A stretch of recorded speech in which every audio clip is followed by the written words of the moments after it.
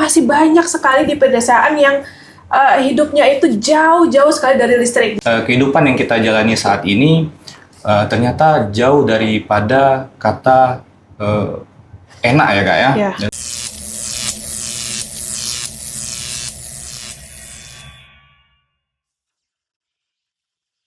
Assalamualaikum warahmatullahi wabarakatuh. Waalaikumsalam warahmatullahi wabarakatuh. Halo Elektrizen semuanya, apa kabar? Mudah-mudahan semuanya dalam keadaan sehat ya. Kembali dalam acara Podcast Room, hari ini bersama saya Laini, dan tentunya dengan tema yang menarik. Nah, tema hari ini kita adalah tentang terang sampai ujung negeri, yaitu perjuangan melistriki desa terpencil di Aceh. Nah, hari ini kita akan mengundang narasumber yang menjadi pejuang listrik di desa terpencil. Nah, Elektrizen biasanya ini kalau untuk kelistrikan mungkin lebih familiar dengan UP3 atau ULP, ya, Unit Pelayanan Pelanggan. Jadi, UID Aceh itu bukan hanya disupport oleh PLN UP3 dan ULP, ada juga yang kedua itu adalah pengatur distribusi Aceh. Jadi yang mendistribusi listrik-listrik ke rumah, ke kantor, dan tempat-tempat lainnya. Nah, yang ketiga itu adalah UP2K atau Unit Pelaksana Proyek Ketenaga Listrikan. Nah, langsung aja ya kita kenalan dengan bapak-bapak, abang-abang nih dari UP2K. Silakan, Bang. Halo, perkenalkan saya Imam. Saat ini saya dipercaya sebagai tim leader konstruksi listrik perdesaan di PLN UP2K Aceh. Oke, lanjut lagi. Ya, terima kasih Kak. Perkenalkan, nama saya Farul. Saya sekarang di tim leader perencanaan listrik desa. Mungkin tuh, terima kasih. Oke, dan yang terakhir. Iya. Assalamualaikum warahmatullahi wabarakatuh. Elektrizen, mohon izin memperkenalkan diri. Nama saya Mulyadi. Saat ini lebih familiar disapa Cik Mul. Ya. Ya, mohon izin ya. Saat ini ditugaskan sebagai manajer unit pelaksana proyek tenaga listrikan Provinsi Aceh. Ya. Seperti itu kali ini. Terima kasih untuk perkenalannya. Jadi ada Bang Imam, Bang Farul, dan Cik Mul. Nah, langsung saja. Elektrizen mungkin masih belum paham ya, sebenarnya unit pelaksana proyek ketenaga listrikan atau UP2K itu tugasnya apa sih, tugas utamanya gitu ya. Jadi mungkin dari Cik Mul bisa memberikan gambaran secara umum ya untuk UP2K itu sendiri. Iya. Oh ya, baik, terima kasih. Jadi tentunya seperti Mbak Leni sampaikan tadi bahwa UP2K itu adalah salah satu unit pelaksana di Provinsi Aceh. Saat ini UP2K Aceh disebut, biasanya memang UP2K ini setiap provinsi satu kali ini. Tetapi tidak tertutup kemungkinan jika volume pekerjaan banyak bisa-bisa di setiap provinsi itu ada dua. Kira-kira seperti itu ya. Karena kita di Aceh saat ini sesuai dengan ketentuan dan regulasi yang ada tahun 2016, di Aceh hanya satu UP2K yang bertugas. Tugas pokoknya tentunya bagaimana cara mengelola, membangun, memastikan jaringan atau program listrik desa ini selesai dan dapat dinikmati oleh seluruh masyarakat Aceh, khususnya gitu kira-kira. Baik, jadi gambarannya sudah jelas ya bahwa UP2K ini tugas utamanya adalah untuk menjalani dalam proses untuk ketenaga listrikan di daerah terpencil ya di Aceh. Nah, di tahun 2019 itu UP2K itu atau PLN Aceh secara umumnya itu sudah berhasil melistriki Provinsi Aceh untuk desa-desanya ya. Iya. Benar? Iya, benar sekali. Tapi kan kita nih desa-desa ini terus bertumbuh ya, dusun-dusun juga. Nah, itu gimana Cik Mul untuk rasio elektrifikasinya dan juga programnya ke depan? Iya, baik, terima kasih. Untuk desa tahun 2020 kita sudah declare seluruh desa di Provinsi Aceh sudah 100%. Kegiatan peresmian listrik desa ini dilaksanakan di Melabu waktu itu ya? Peresmian aja. Peresmiannya terakhir itu di Sikundo. Cuman kita di peresmian secara resmi dihadiri oleh gubernur itu di tahun 2020 Kak di PLN UID Aceh. Ya, jadi seperti itu kali ini ya. Bisa tawarkan sedikit ya. diresmikan kegiatannya untuk meresmikan launching artinya seluruh desa di Provinsi Aceh sudah berlistrik 100% dengan jumlah desa saat ini 6.500 desa. Wah. Jadi 6.500 desa itu sudah kita declare tahun 2020, jadi ada 5 tahun yang lalu. Jadi saat ini tantangannya tentu berbeda. Tantangan kita bagaimana melistriki seluruh dusun ya, kira-kira seluruh dusun di Provinsi Aceh. Itu tantangan saat ini. 2 tugas pokok. Yang satu sudah selesai lah secara umum, rasio desa berlistrik sudah selesai, artinya seluruh desa sudah berlistrik saat ini. Bagaimana kita ingin menyelesaikan seluruh dusun di Provinsi Aceh sudah berlistrik, walaupun tantangannya ini sedikit menarik kalian ya. Kenapa menarik? Karena dusun tidak ditetapkan dalam suatu permen seperti Permendagri ya, yang menjadi hot isu saat ini gitu. Kalau desa sudah ditetapkan, jumlah desa Provinsi Aceh sekian, kode desanya sekian. Jadi kita database-nya sudah sangat terukur lah. Kalau dusun kami pantau memang bisa-bisa nanti tahun ini dusun A, dalam perjalanan setahun 2 tahun bisa bertambah dusun atau bisa berganti nama ya. Ini tapi saat ini kita seluruh unit pelaksana telah melakukan survei di seluruh dusun di Provinsi Aceh. Ini mau kita verifikasi dengan stakeholder, dengan Dinas SDM, dengan tujuan kita punya database.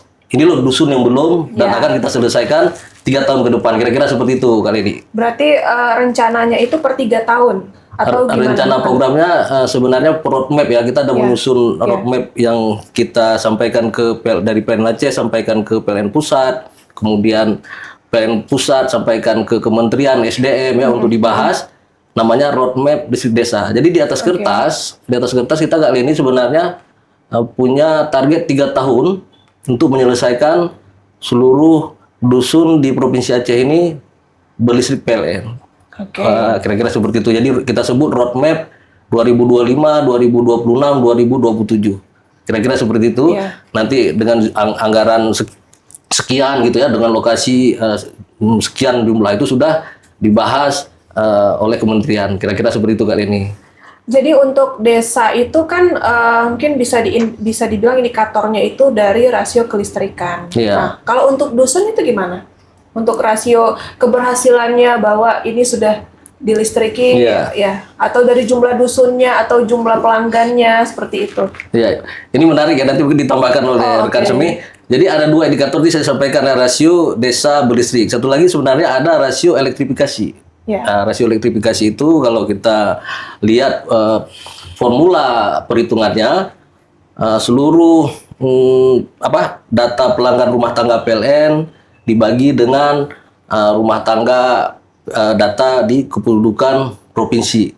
Ya, ini menarik sebenarnya kali ini karena data ini dalam perjalanannya terus berkembang.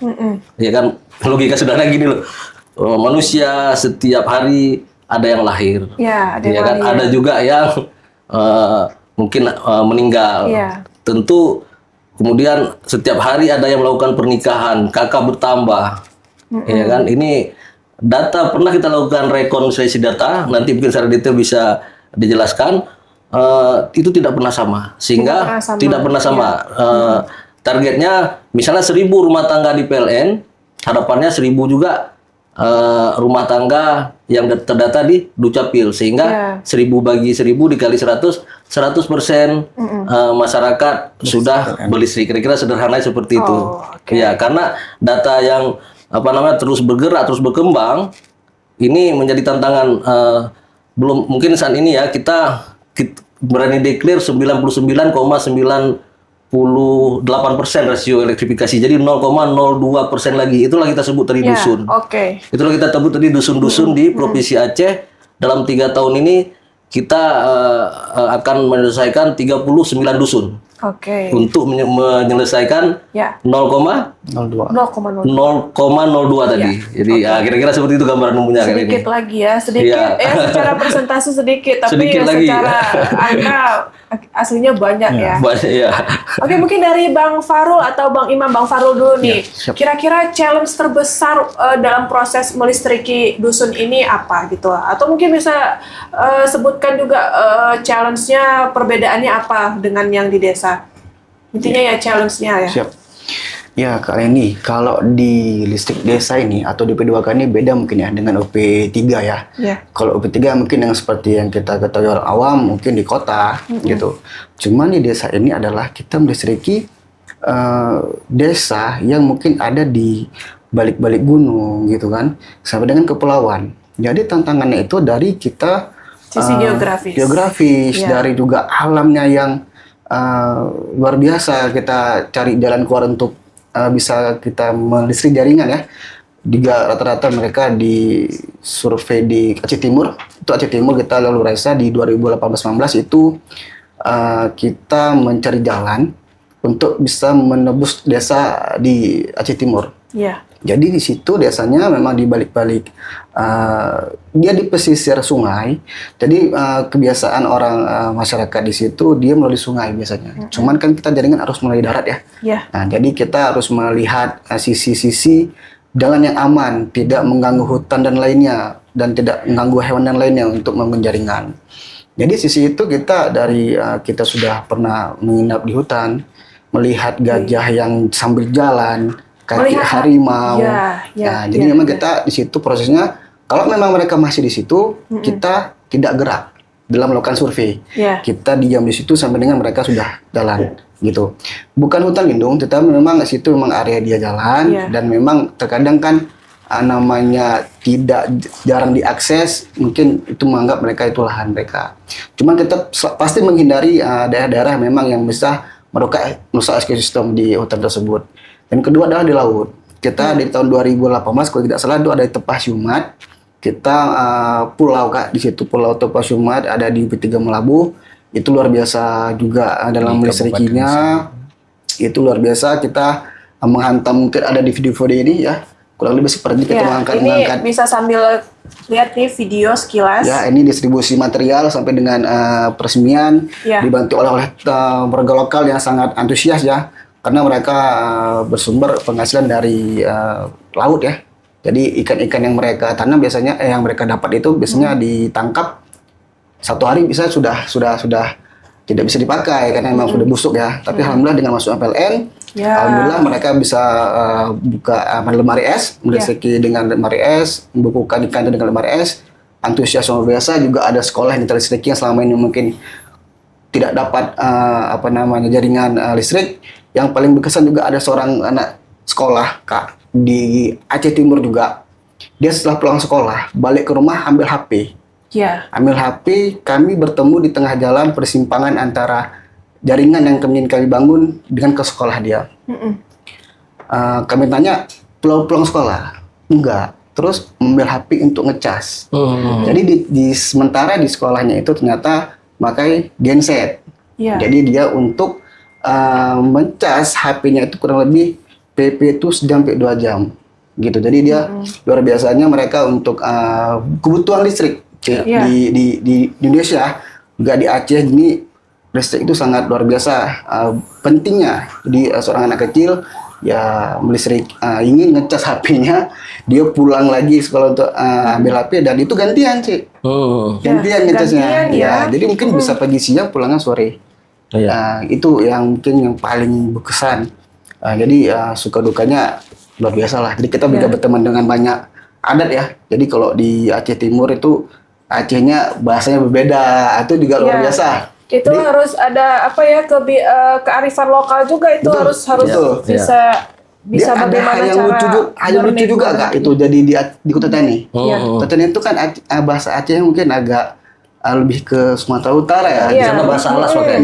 Jadi Kak saya ditemani oleh WLP Kota Tani dan beberapa yantek menelusuri jaringan yang kita bangun. Gitu. Jadi satu pun nggak ada yang ngerti. Jadi gimana dong? Saya nggak ngerti. Pakai bahasa apa? Nggak ngerti. Jadi ada translatornya nggak ya? Pakai bahasa isyarat.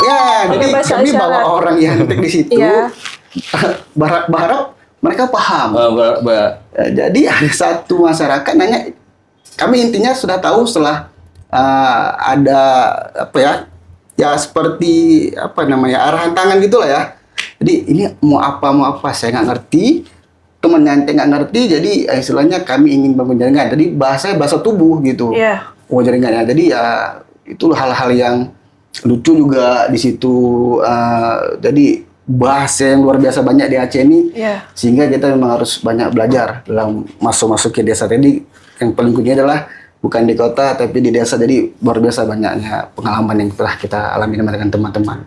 Oke Bang Farul, jadi di saat kita di kota ini merasakan bagaimana nikmatnya listrik untuk kehidupan sehari-hari, ternyata saudara-saudara kita masih banyak sekali di pedesaan yang hidupnya itu jauh-jauh sekali dari listrik. Bayangkan aja yang misalnya tadi seperti nelayan yang sudah tangkap ikan yang harusnya itu bisa dimakan atau dijual, ternyata ikannya membusuk karena tidak ada pendingin adanya kulkas. Nah, dan juga si adik tadi yang anak SD tadi, bagaimana mereka itu struggle untuk mengecas HP gitu ya, sedangkan kita ya tinggal colok aja di mana gitu, di warung kopi juga ada gitu, di kafe juga ada, sementara mereka harus berjuang.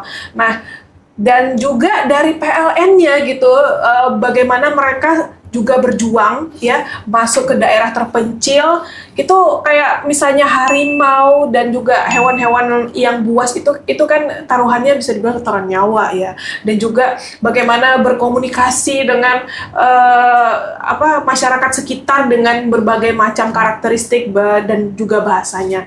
Dan mungkin dari Bang Imam bisa menambahkan kira-kira challenge apa lagi, biasanya kan terkait dengan sosial masyarakat. Nah, mungkin bisa diambil dari situ, atau mungkin ada hal yang lain yang bisa disampaikan. Iya, dari Imam banyak momen di mana kita di UP2K, banyak momen di mana seperti yang Bang Farul jelaskan tadi, Bang Farul ceritakan tadi, memang kondisi geografis dan kondisi budaya itu menjadi tantangan tersendiri di UP2K. Nah, momen di mana kita kayak lagunya yang mendaki gunung lewati lembah lah. Itu Ninja Hattori. Ninja Hattori.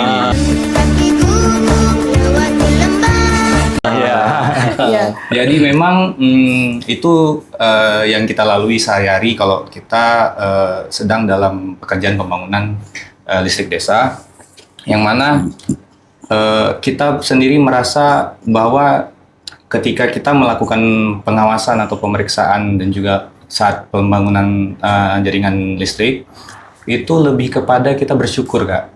Nah, lebih kepada kita merasakan rasa syukur yang sangat besar, karena sekarang kehidupan yang kita jalani saat ini ternyata jauh daripada kata enak ya, Kak ya, dibandingkan dengan masyarakat yang tinggal di desa-desa terpencil seperti itu. Nah, dengan rasa syukur tersebutlah menumbuhkan semangat kita untuk berjuang melistrikinya. Walaupun seperti yang Bang Farul ceritakan tadi, ada kondisi-kondisi di mana kita bertemu hal-hal yang ekstrim, Kak. Nah, Imam baru baru pertama kali itu lihat ulat kaki 1000 itu hampir sepanjang lengan, Kak. Itu kayaknya kaki 1 juta ya. Iya, jadi besar sekali di pegunungan di daerah Aceh Tengah. Dan juga di daerah Aceh Jaya itu kita melihat waktu itu lagi survei di Desa Panggung, lihat banyak sekali pohon kelapa yang jatuh atau kayak bukan ditebang tapi jatuh, tertidur. Jadi itu bahaya sekali kalau kita lewat tiba-tiba tertimpa atau gimana? Mereka sudah terjatuh, pohon tersebut sudah terjatuh semua, nggak? Ternyata setelah kita duduk di warung, nanyakan ke orang warung, kenapa ya pohon kelapa itu pada jatuh semua, pada tidur semua? Baru lewat gajah semalam 64 ekor. 64 ekor? 64 ekor. Masya Allah. Ya, jadi ternyata kita lewatin jalur gajah yang sedang berpindah tempat. Hutan lindung mungkin ya? Bukan hutan lindung. Namun memang ada tradisi tahunan di mana gajah tersebut yang berkelompok itu melakukan pindah tempat, pindah rumah gitu. Nah, itu yang disampaikan sama masyarakat setempat. Di warung tersebut itu ada korban sekitar 10 rumah semalam yang diratakan tanah oleh gajah karena membangun di daerah yang biasanya dilewati. Iya. Nah, juga banyak hal lainnya yang membuat kita ternyata yang kehidupan selama ini yang kita jalani itu luar biasa nikmatnya. Nah itu mungkin hal-hal yang seperti itu membuat tantangan geografis, cuaca ekstrim, dan juga sosial budaya masyarakat setempat itu walaupun kita lihat di awal sulit, namun ketika kita jalani dan merasakan kebutuhan mereka masyarakat itu akan listrik, nah itu membuat semangat kita itu tumbuh lagi, Kak. Jadi tadi disampaikan oleh Bang Imam bahwa ada hutan lindung. Nah, itu gimana ya Bang ya? Kan hutan lindung itu kan banyak sekali warga satwa yang sebenarnya dilindungi gitu. Sementara kita harus melewati tempat itu karena merupakan akses untuk melistriki gitu. Bagaimana caranya supaya kita bisa melistriki tanpa merusak si hutan lindung itu sendiri? Iya, baik. Mungkin lebih tepatnya Bang Farul yang jawab. Oke, Bang Farul silakan. Jadi Kak, ya seperti Kak bilang tadi, gimana sih merencanakannya ya gitu. Saat kita merencanakan tadi, berupa kalau desa Permendagri Kak, kita pemetaan desa di mana yang lebih sering kita data, kita berkoordinasi dengan UP3 dan ULP untuk melihat apakah ini ada potensi hutan lindung yang kita bangun di desa tersebut. Jadi kita sebelum kita survei ke lapangan, kita koordinasi dengan UP3 dan ULP untuk melihat potensi apa yang ada di situ gitu, apakah hutan lindung, apakah aman. Setelah dapat inputan dari mereka, kita ke lapangan, kita berkoordinasi dengan Babinsa, dengan kepala adat ataupun kepala desa di situ, atau kecil ya namanya di sini, untuk melihat daerah mana nih atau jalan mana nih yang memang tidak mengganggu hutan dan memang tempat-tempat beradanya hewan-hewan yang dilindungi gitu. Nah, jadi itu yang menarik tadi, kita melihat menyisir semua lokasi yang memang aman untuk kita bangun jaringan. Di sana kita jumpai seperti ada gajah, ada kaki-kaki harimau juga, ya pasti ular pasti ada ya di atas pohon segala macam. Jadi kita bukan berarti kita melistriki harus merugikan hutan dan hewan yang ada di situ, tidak. Kita berkoordinasi dengan kecilnya, dengan Babinsanya, dengan warga setempat, bahwasanya memang aman. Tapi tidak tutup kemungkinan, namanya juga di balik gunung, di tengah hutan dan segala macam, jaringan tersebut dilewati. Cuman kita memang memaksimalkan berkoordinasi dengan BKSDA segala macam, dengan warga setempat. Juga tadi bilang ada pohon segala macam, kita minimal Kak, kita meminimalisir maksudnya merugikan masyarakat. Walaupun halnya pasti untungnya mereka listrik. Kita akan melihat potensi-potensi memang hal-hal yang merugikan kita akan kita kurangi Kak. Jadi insya Allah sejauh ini jaringan PLN itu semuanya sudah aman dari hutan lindung. Juga sejauh ini kita tidak membangun jaringan yang memang sering dilewati oleh hewan-hewan di lokasi tersebut Kak. Makanya kita banyak menjumpai hal-hal yang luar biasa di situ, sampai kita juga menginap di hutan kan, karena kita takut ada potensi-potensi selanjutnya, kita nggak berani jalan, karena kita takut bertemu sama mereka di situ gitu kan. Nah, jadi kita coba stay di situ untuk melihat memang amannya di mana sih untuk kita mengendalikan. Saat survei saat survei di situ kita memastikan bahwa ini daerahnya tidak melewati si hutan lindung itu ya, dan juga kita meminimalisir misalnya kayak penebangan pohon ya, seperti hal-hal itu yang merusak alam. Tentunya kita meminimalisir itu ya seminim mungkin supaya tidak merusak ya, tidak merusak. Oke, yang selanjutnya mungkin ke Cemul ya. Bagaimana sih proses perencanaan hingga eksekusi proyek melistriki desa yang dilakukan oleh tim UP2K dan unit lapangan? Jadi misalnya alur kerja mulai dari survei, perizinan, anggaran hingga penyambungan akhirnya bisa sampai ke rumah-rumah warga di desa. Iya. Baik, terima kasih. Kalau kita ikuti proses tahapan bisnis ya, bisnis proses model atau istilahnya uraian pekerjaan ya di UP2K tadi, secara umum memang dimulai dari perencanaan, kemudian kalau kita istilahnya skop besarnya ya perencanaan, kemudian konstruksi dan serah terima, kira-kira 3 lah kalau boleh kita gambarkan proses bisnis besar sebenarnya ada 3: rencanakan, kemudian membangun, kemudian proses penyerahan. Maka UP2K tadi kurang familiar di mungkin masyarakat pada umumnya karena setelah selesai pembangunan kita. Misal kita selesai kita bangun di desa seperti disampaikan tadi Kutacane misalnya, Cot Gajah Mati misalnya, dibangun jaringan misalnya 10 kilo. Setelah kita bangun kita akan menyerahkan jaringan ini kepada WLP terdekat. Ya. Iya kan?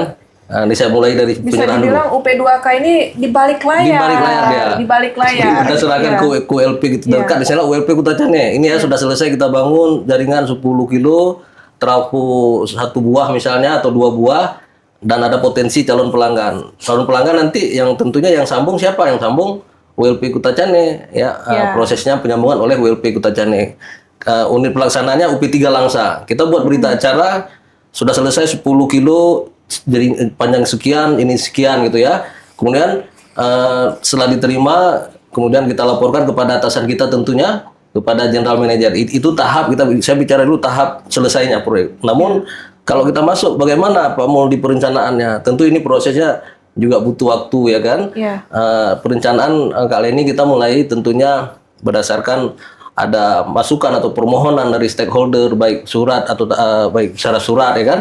Kemudian atau berdasarkan pertemuan-pertemuan dengan unsur seluruh stakeholder bupati atau kepala dinas ya kan dalam forum-forum atau desa misalnya Musrembang. Jadi banyak berhubungan dengan pihak eksternal banyak tentunya dari internal. Jadi kalau kita mulai dari perencanaan setelah kita mendapatkan masukan permohonan misalnya nih satu desa surati ULP Kutacane lah, ya kan? Mohon penyambungan listrik desa kami sudah sekian belum mendapatkan listrik gitu. Saat ini hidup dengan genset harus beli solar sekian gitu setiap hari ya.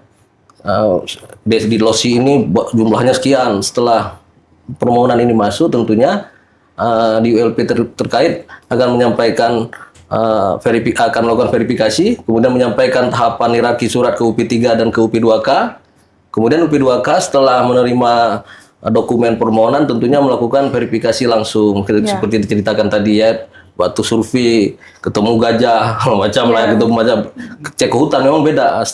Setelah kita tahu misalnya berapa panjang jaringan distribusi 20 kV yang kita bangun, SUTM berapa, JTR berapa, trafo berapa, kemudian potensi masyarakat Indonesia yang di situ akan kita layani berapa.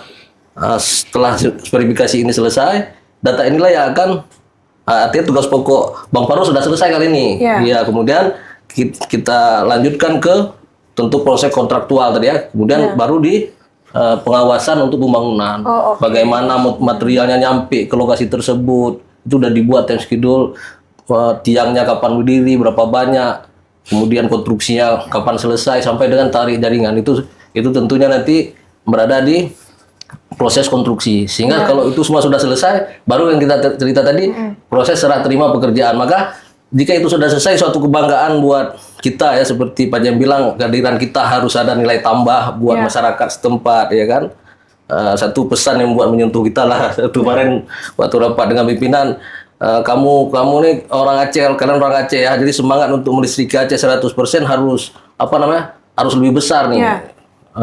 Karena Cek Mul ini kebetulan sudah melanglang buana ini. Harus ada nilai tajam sampai harus merasa berdosa gitu kali ini. Kalau belum ada masyarakat Aceh belum mendapatkan listrik, Pak Mul harus merasa berdosa nih. Nah, itu salah satu motivasi atau ya kepada kami tentunya semua di UP2K bagaimana dengan harapan seluruh masyarakat Aceh dapat memperoleh dan menikmati listrik dari PLN. Walaupun tentunya tantangannya ya seperti tadi ya, sudah disampaikan. Seperti itu kalian ya, yang bisa saya sampaikan tentang alur tahapan proses bisnis dari perencanaan, kemudian sampai konstruksi, serah terima. Kemudian kita setelah serah terima itu kita laporkan kepada general manager, Pak, lokasi A sudah selesai.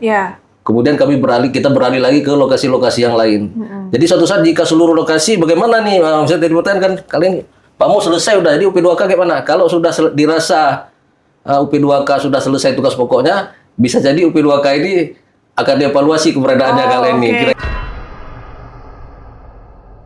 Kira seperti itu. Karena di Indonesia ini sudah ada UP2K yang tidak ada lagi kali ini. Karena sudah 100% sudah selesai semua.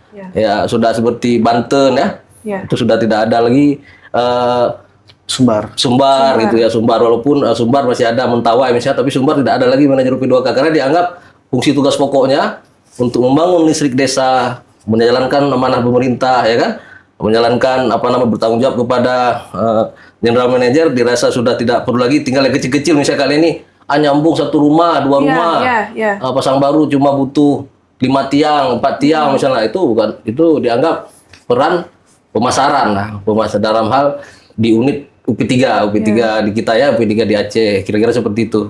Dan itu kalau misalnya ke desa-desa kan pasti rumahnya cuma satu di mana gitu ya. Jadi kita dengan susah payah dan juga biaya yang tidak sedikit kan, tidak sedikit. Nah, ini kami juga ingin menyampaikan kepada Electrizen bahwa PLN sebagai perusahaan listrik negara itu tidak hanya berorientasi kepada profit. Nah, kami juga berorientasi kepada sosial. Nah, dengan buktinya seperti ini, gitu ya, dengan adanya UP2K ini membuktikan bahwa PLN itu melistriki sampai ke desa-desa gitu, yang kalau dilihat dan kita perhitungkan ya secara gamblang kita pasti mikirnya itu pasti biayanya besar gitu, istilahnya nggak balik modal gitu ya, atau break even point-nya itu nggak tahu mau berapa lama. Tapi yang ditekankan bahwa PLN itu sangat bertanggung jawab ya, sangat mempunyai peran penting dalam berusaha untuk bagaimana melistriki seluruh negeri tanpa terkecuali, harapannya seperti itu ya. Betul Cemul dan nama mas kalian ya.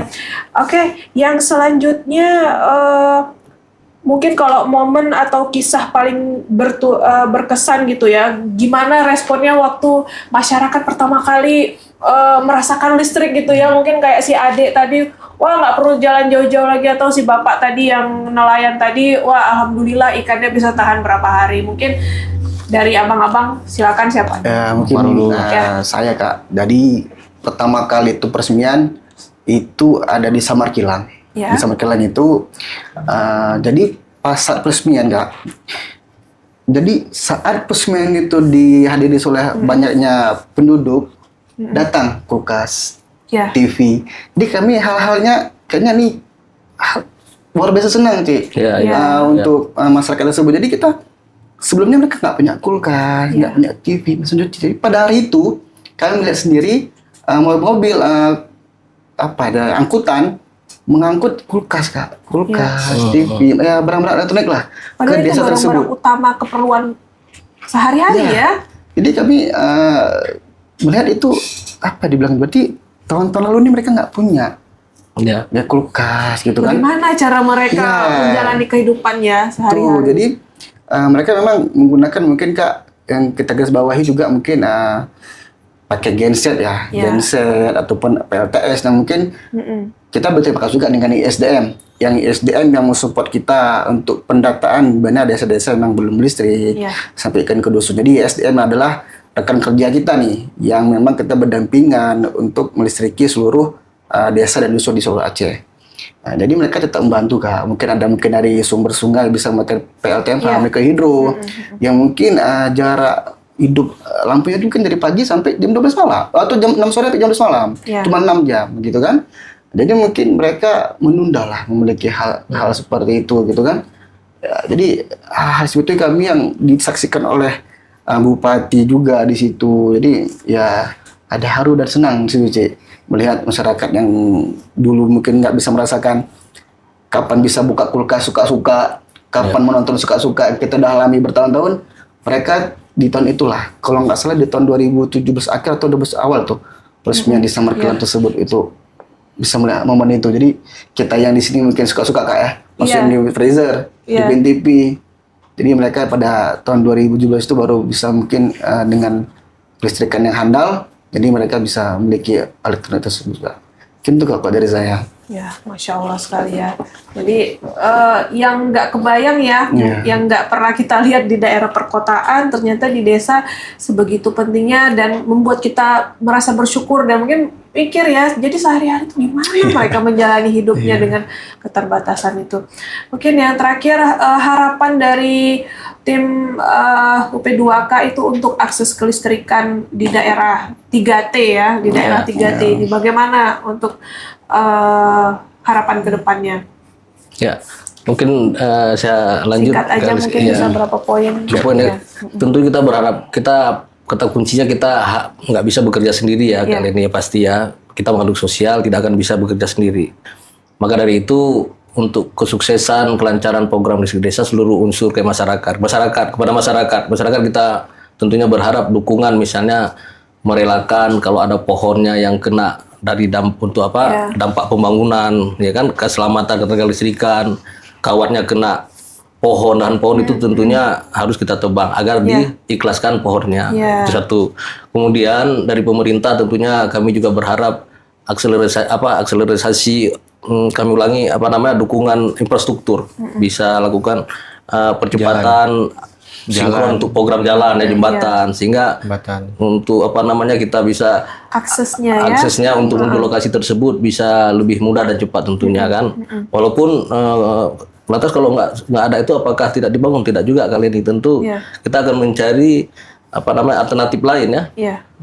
Seperti gambar ini membawa pakai kayu ya, bawa pakai boat atau disorong pakai alternatif lain sehingga bagaimana tiang kita tuh bisa melewati akses sulit ya, seperti itu.